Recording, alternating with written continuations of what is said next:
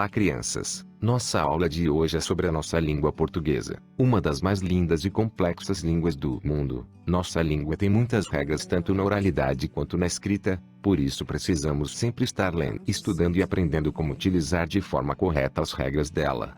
Por isso, eu recomendo a todos que sempre que você tiver uma oportunidade, esteja estudando os diferentes temas presentes nesta matéria. Lembre-se sempre que não basta aprender a falar. Veja que isso até um boneco consegue, mas precisamos entender as regras para falar, escrever e nos comunicar corretamente no dia a dia, não apenas na escola ou redes sociais. Precisamos nos comunicar adequadamente e educadamente sempre. Eu sou o professor Anderson Bueno e gostaria de convidar vocês para a nossa lição desta semana em nosso PET de língua portuguesa. Vamos aprender e estudar juntos. Boa aula a todos! Muito bom dia, pessoal do quinto ano, sejam muito bem-vindos a mais um dia de aula. E aí, como é que foi o feriado? Gostou? Hoje é quarta-feira, dia 8, vamos dar início à quarta semana de língua portuguesa. Ou seja, estamos terminando essa apostila de número 2. O campo de atuação? Todos os campos de atuação. Prática de linguagem, análise linguística, semiótica, a ortografização, objetos de conhecimento, pontuação. As habilidades: diferenciar na leitura de texto, vírgula, ponto e vírgula, 2 pontos. Reconhecer na leitura de texto o efeito de sentido que decorre do uso de reticências, aspas e parênteses.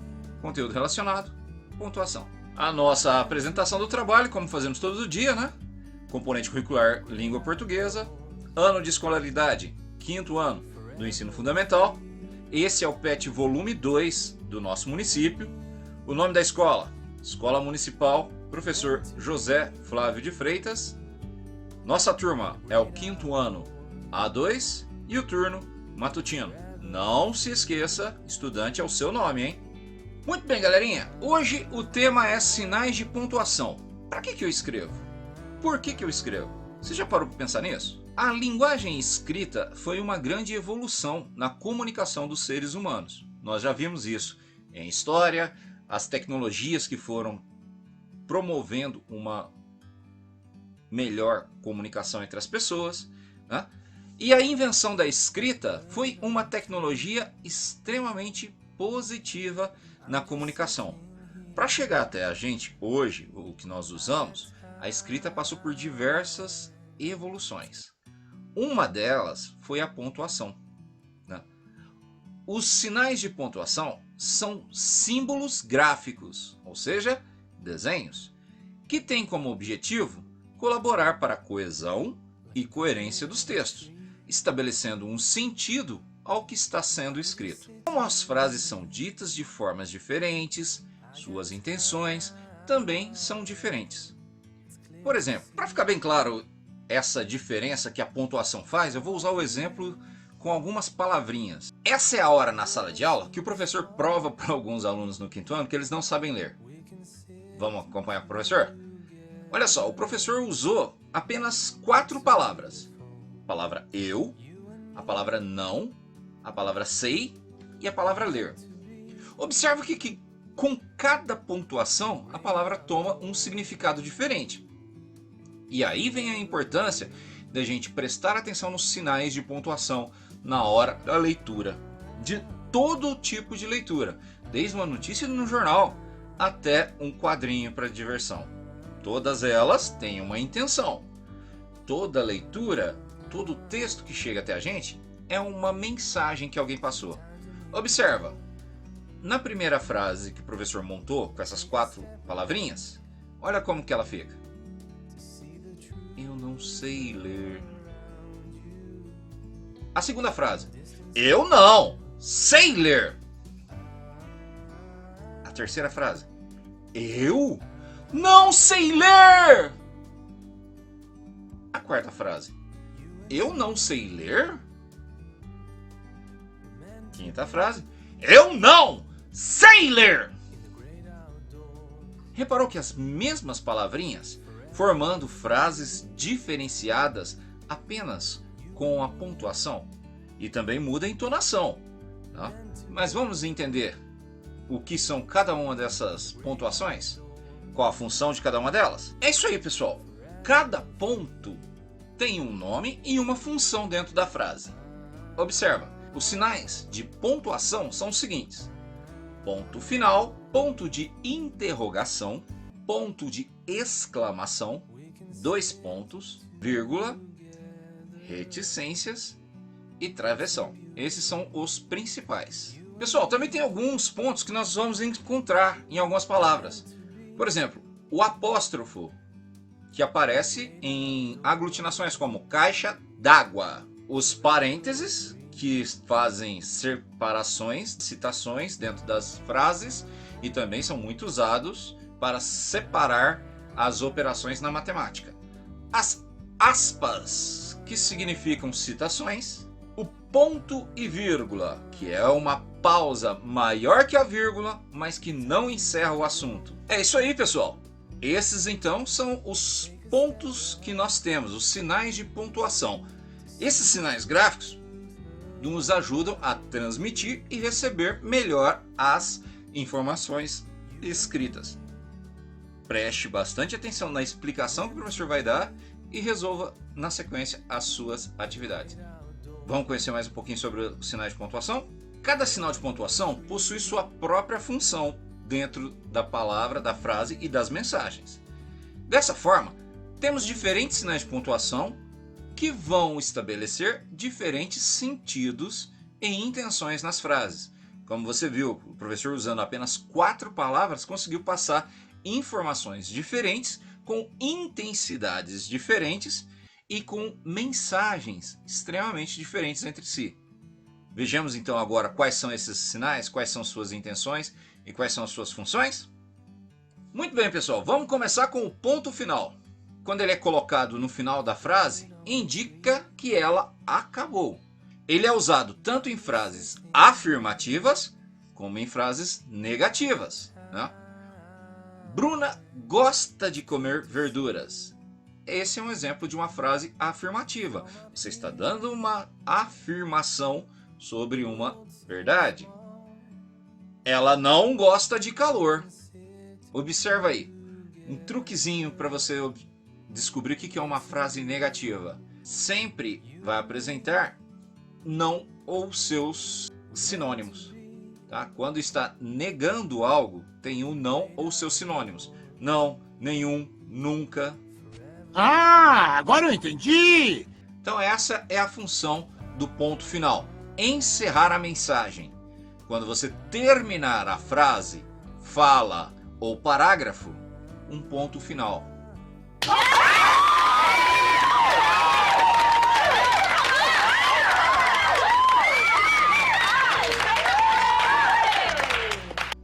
Esse é o ponto de exclamação. O ponto de exclamação é usado para indicar que a frase expressa uma admiração, um medo, entre outros sentidos. Por exemplo, que cachorro bonito! Uma exclamação. Que susto! Outra exclamação, com muita ênfase no que está dizendo. Também pode indicar que o personagem está gritando. A frase pode ser uma expressividade de um susto, de uma alegria. Ele também aparece nas frases ditas imperativas.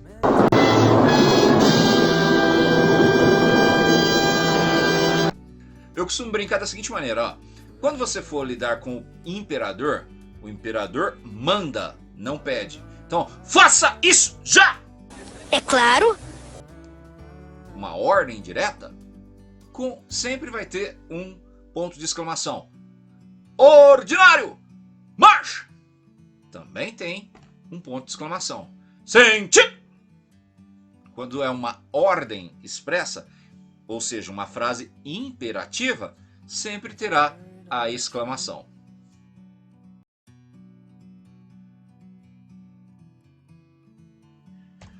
Pessoal, agora vamos falar daquele que é o meu predileto, o ponto de interrogação. É indicado para fazer frases que expressam perguntas. Por exemplo, qual o seu nome? Por que você não foi ontem para a escola? A frase interrogativa sempre vai ser acompanhada de um ponto de interrogação.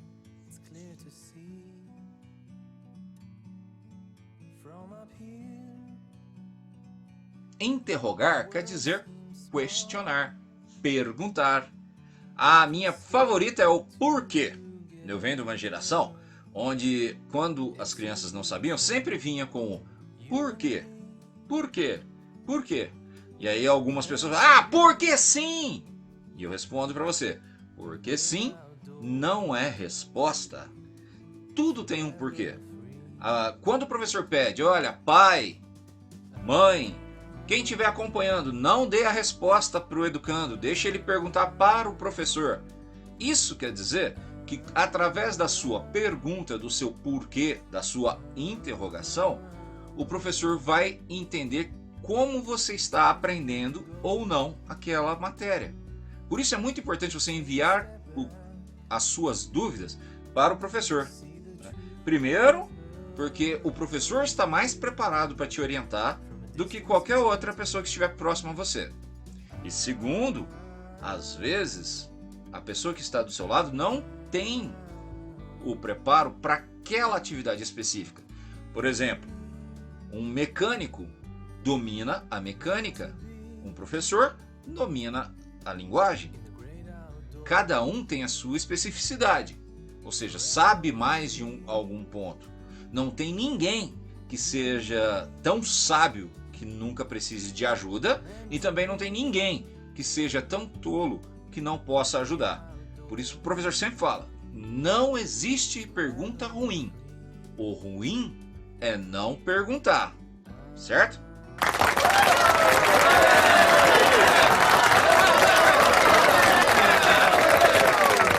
Agora nós vamos falar sobre os dois pontos.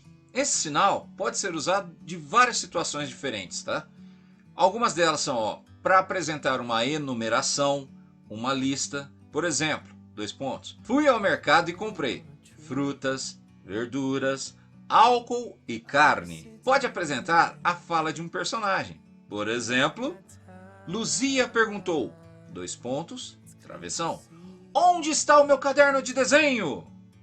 Olha quantas pontuações diferentes só para explicar os 2 pontos. O próximo ponto que nós vamos ver é a vírgula. Olha o meu amigo virgulino aqui do lado. Ó. A vírgula é utilizada para separação de elementos dentro de uma frase. Para dar início às aulas, vírgula, vou precisar de cadernos, vírgula, lápis, vírgula, borracha e agenda. No recreio, vírgula, Carlos brincou de peteca. A vírgula entra quando nós vamos fazer a separação das coisas dentro de uma lista. Vamos dar uma pequena pausa na fala e continuar fazendo o elencar de coisas dentro da frase. Tá? A vírgula é muito importante, que ela permite que nós, durante a leitura, demos essa pausa para respirar. Não significa que toda vírgula você vai respirar, de separação dentro daquela frase que está sendo dita. Você viu no exemplo anterior? Carne, legume, fruta e álcool. O E também pode ser usado como uma pausa, uma vírgula. Então fique atento. Como você vai descobrir qual que é o lugar e a maneira correta de colocar as vírgulas dentro de um texto? Não existe outra forma a não ser lendo, pessoal. E agora você vai precisar prestar muita atenção na leitura. Mesmo que você fale, mas professor, eu sou ruim de leitura.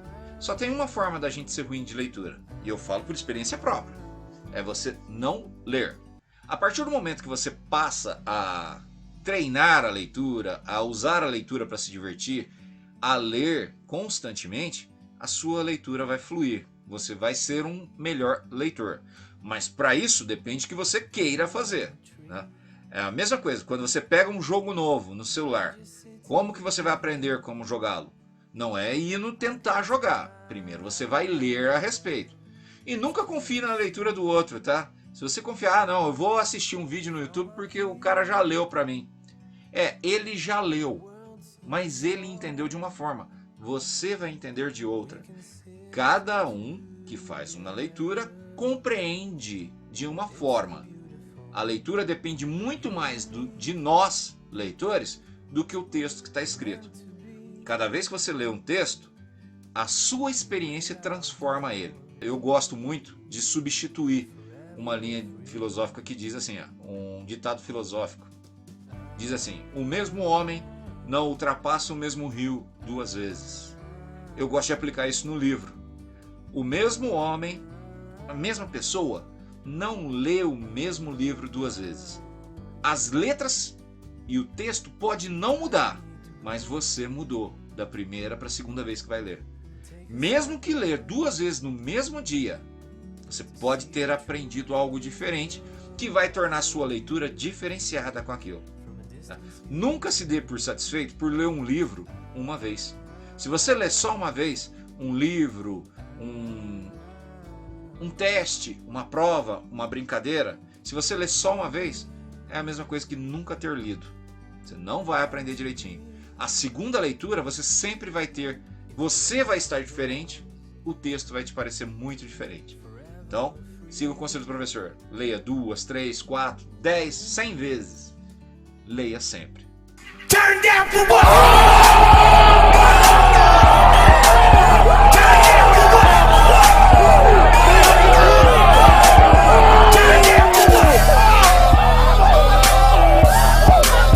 Bom, pessoal, reticências.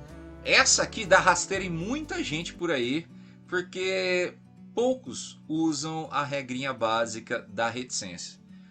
Bom, o que são reticências? São utilizadas para indicar que um pensamento foi interrompido, ou deixar o sentido em aberto, ou deixar aquela sensação no ar de que deve continuar. Tudo indica que sim, basta você buscar. Quando a reticência está entre essas chaves, esse símbolo chamado chave, quer dizer que aquele trecho foi retirado de um ponto qualquer do texto. Quando a reticência está sozinha, indica que continuaria o pensamento. As reticências também podem serem colocadas para indicar uma parada abrupta, sem contexto, ou que alguém sofreu um impacto. Quando você está lendo, principalmente aqueles livros de suspense, que eu acho o máximo, quando a pessoa está conversando e de repente sofre um golpe, indica o golpe com as reticências. De repente, 3 pontinhos. Uma regra que o pessoal sempre ignora. Depois de todo ponto final, a gente usa letra maiúscula. A reticência são 3 pontos finais. 3 pontos finais. Então, depois das reticências, temos que usar, pela regra, letra maiúscula também. Mas a maioria, principalmente alguns meios de comunicação, como jornais, revistas, costumam, após as reticências, colocar letra minúscula. E isso faz com que muita gente, na hora de uma avaliação, como um concurso público, por exemplo, acabe errando por usar a norma coloquial, a informal, não a norma culta. Então agora vocês já sabem, depois de reticências, sempre letra maiúscula. Isso vai te ajudar muito na hora da sua escrita. É a verdade. O travessão. Gente, o travessão ele é utilizado antes da fala de um personagem. Ele demonstra, assim, que é um diálogo entre os personagens. Ele é utilizado geralmente antes do início da fala de um personagem, mas também pode separar a fala do personagem e do narrador dentro do texto, tá? Não é difícil disso ocorrer. Vamos ver uns exemplos, ó. Helena, você está vendo aquela estrela? Qual, titia? Aquela que está bem próxima da lua, brilhando intensamente. Nossa, acabei de ver. É linda. Esse é o uso mais comum do travessão, no início da fala de personagens. Alguns gêneros textuais, como o jornal, também usam as aspas e os parênteses para indicar fala de personagens. Então, muito cuidado com o gênero textual que você está lendo. Às vezes, o travessão vai ser substituído por aspas, tá? Ou então os parênteses. Por isso é muito importante você prestar atenção em qual tipo de texto que nós estamos lendo. Se é um conto, se é um poema, se é uma notícia de jornal, uma notícia de blog. Todas elas existem os sinais gráficos específicos. Como é que eu vou descobrir isso? Com muita leitura. Muito bem, pessoal. Essas foram as regrinhas para as pontuações. Vou terminar aqui pelo travessão, que depois a gente vai trabalhar bastante com elas. Vamos para as atividades? Espero que todos vocês estejam preparados, hein? Eu voltarei.